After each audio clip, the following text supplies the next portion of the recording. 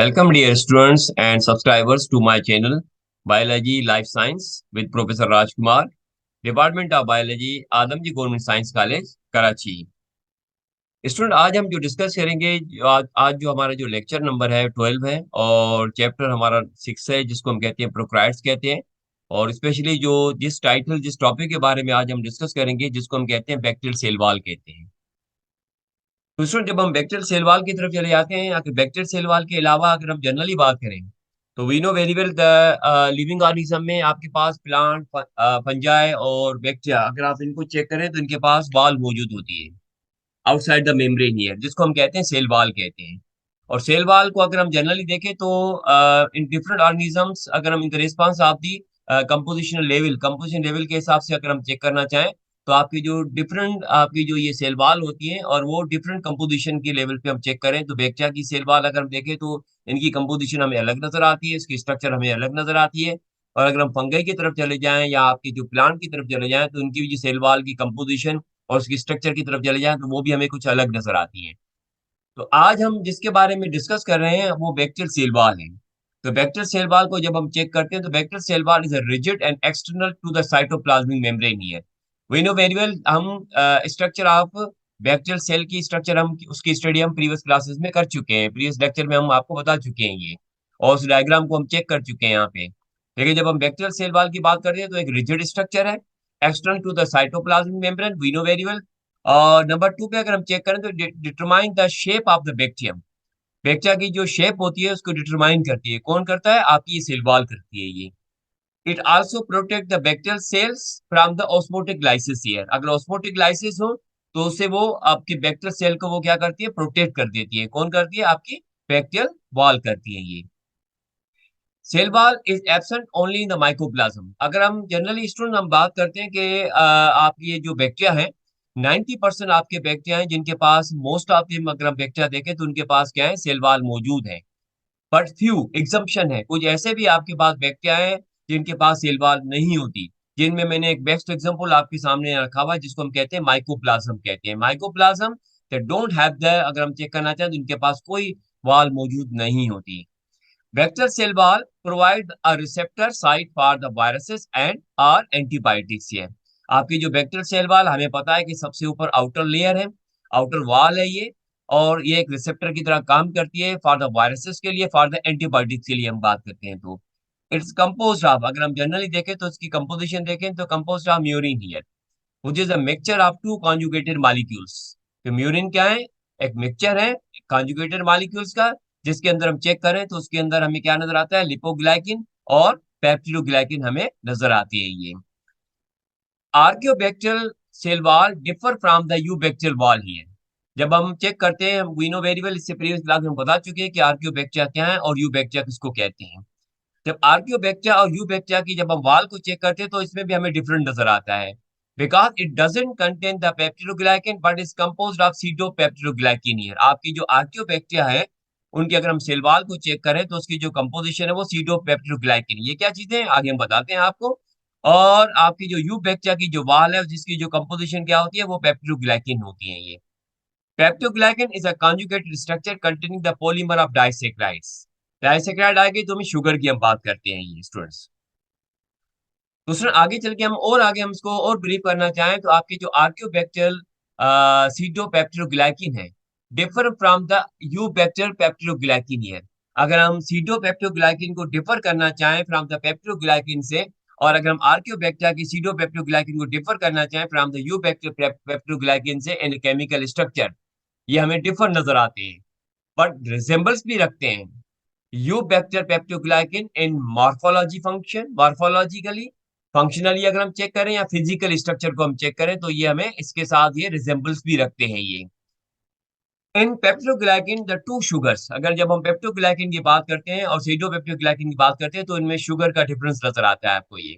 In peptidoglycan the two sugar are N acetylglucosamine, जिसको हम नेक कहते हैं, और इसके साथ साथ हम चेक करते हैं कि एन एसिटाइल ब्रोमिक एसिड है, जिसको हम कहते हैं नेम कहते हैं। तो नेक और नेम हमें नजर आते हैं किसके अंदर? पेप्टोग्लाइकिन के अंदर हम देखते हैं। और जब हम सीडोपेप्टोग्लाइकिन को चेक करते हैं स्टूडेंट, तो हमें टू शुगर यहाँ पे भी नजर आते हैं, लेकिन यहाँ सीडो है, क्या चीज हम देखते हैं, इनके पास नेक तो मौजूद है जिसको हम कहते हैं एन एसिटाइल ग्लाइकोसामाइन कहते हैं। नेक मौजूद है, लेकिन आपके जो नेम की जगह पे एन एसिटाइल मुरामिक एसिड, इनकी जगह पे हम क्या चेक करते हैं, हमें इनके यहाँ नजर आता है एन एसिटाइल टेलोसुमरोनिक एसिड नजर आते हैं, नेट मौजूद है यहाँ पे। तो सर जब हम दोनों को चेक करें, आपका पेप्टोग्लाइकिन और सीडोपेप्टोग्लाइकिन को, peptidoglycan having the NAG and NAM, और जब हम सीटोपेप्टोग्लाइकिन को चेक करते हैं तो यहाँ पे भी शुगर नजर आते हैं, नेक तो मौजूद है, लेकिन आपके नेम की जगह पे instead of the name we have found the net हमें नजर आता है। ये डिफरेंसेस हमें नजर आता है सीटोपेप्टोग्लाइकिन और पेप्टोग्लाइकिन के दरमियान को अगर हम चेक करें, तो हमें पता है कि peptidoglycan that is found in the compositional level in the eubacterial wall here, और pseudopeptidoglycan in the it's found in the compositional level अगर हम चेक करना चाहें तो इन दी आपके जो आर्क्यूबैक्टीरिया के अंदर ये नजर आते हैं ये। तो peptidoglycan provide the rigidity to the cell wall as a significant mechanical strength है, जिनके पास ये पेप्टोग्लाइकिन मौजूद है, जैसे आपके यू बैक्टीरिया हैं, अगर हम इनको चेक करना चाहें तो इसमें रिजिडिटी नजर आती है, मजबूत नजर आते हैं, because it has here the peptidoglycan wall as a significant mechanical strength हमें नजर आती है। लेकिन जब हम चेक करते हैं तो आपका जो सीडोपेप्टोग्लाइकिन है, अगर इनमें इस तरह की स्ट्रेंथ सिग्निफिकेंट मैकेनिकल स्ट्रेंथ नजर नहीं आती, लेकिन उसके अलावा हमें इसके अंदर कुछ और चीज नजर आती है जिसकी हम बात करते हैं कि pseudopeptidoglycan which make the archaebacteria resistant to lysosomal enzyme है।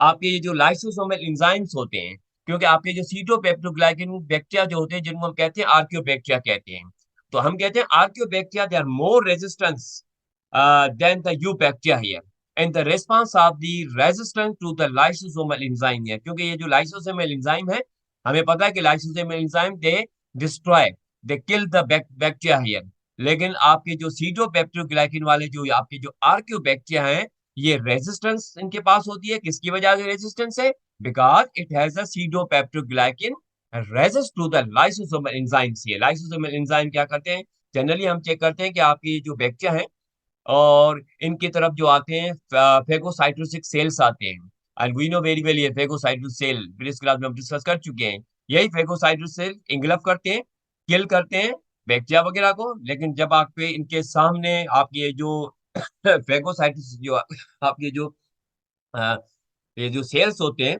अगर वो किल करना चाहें आपकी सीटोपेप्टोग्लाइकिन को, लेकिन वो किल कर नहीं पाते, इसका रीजन क्या है, because they have the pseudopeptidoglycan which make the archaebacteria resistant to the lysosomal enzymes here. Next हम स्टूडेंट देखते हैं कि इनकी जो स्ट्रक्चर लेवल को अगर हम चेक करें, ये आपके सामने हमने एक डायग्राम आपको डिस्प्ले पे अगर आप चेक करें तो यहाँ पे मौजूद है, ये अगर आप चेक करें तो ये नेग मौजूद है और ये नेम है। हमें पता है कि नेग और NAM they are found in the peptidoglycan here, ये पेप्टोग्लाइकिन की स्ट्रक्चर आप यहाँ चेक कर रहे हैं, ये पेप्टोग्लाइकिन है। आप यहाँ पर अगर ये चेक करना चाहें तो ये जो ऑरेंज कलर में आप चेक करें जिसको हम कहते हैं नेग कहते हैं, एन एसिटिलाइग्लाइकोसामाइन कहते हैं, और ये जो ग्रीन कलर में आपको जो नजर आ रहा है अगर आप चेक करें तो इसको हम कहते हैं एन एसिटिलाइब्रोमिक एसिड कहते हैं, नेम कहते हैं। तो ये हमें नेग और नेम नजर आता है, लेकिन जब हम आपके आर्कियोबैक्टीरिया की सीडोपेप्टोग्लाइकिन की तरफ चले जाते हैं तो वहां पे नेग तो मौजूद है, लेकिन नेग की जगह पे क्या होगा, आपके पास नेट मौजूद होगा वहां पे ये।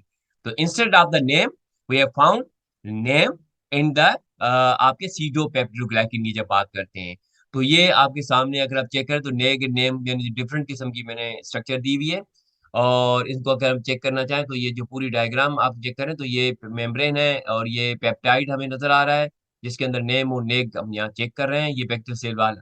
आगे इसकी जो ब्रीफिंग है, मैं आपके जो मेरा जो आने वाला जो लेक्चर है जिसमें हम gram positive cell wall gram negative cell wall की बात करेंगे तो उसमें और भी आपका ये कॉन्सेप्ट क्लियर हो जाएगा, लेकिन in the response of the bacterial cell wall की जो इंट्रोडक्शन है यहाँ तक हमने आपको बता दिया है स्टूडेंट्स यहाँ पे। तो ये तो हमने देखा कि स्टूडेंट यहाँ पे कि जो आपकी ये जो बैक्टीरियल सेल वाल है की कंपोजिशन, और आपकी जो आर्कियोबैक्टीरिया यू बैक्टीरिया की जो सेल वाल है उसमें क्या डिफरेंट नजर आता है, सीडोपेप्टोग्लाइकिन और आपकी ये जो पेप्टोग्लाइकिन है अगर इनमें डिफरेंट हमें क्या नजर आता है, ये चीजें हमने यहाँ पे चेक की है। I hope you understand. If you have any question about the topic, so comment down and ask the question. I will try to reply everyone in my last lecture of this chapter. Don't forget to like, share, comment, and subscribe to my YouTube channel. Thanks, students.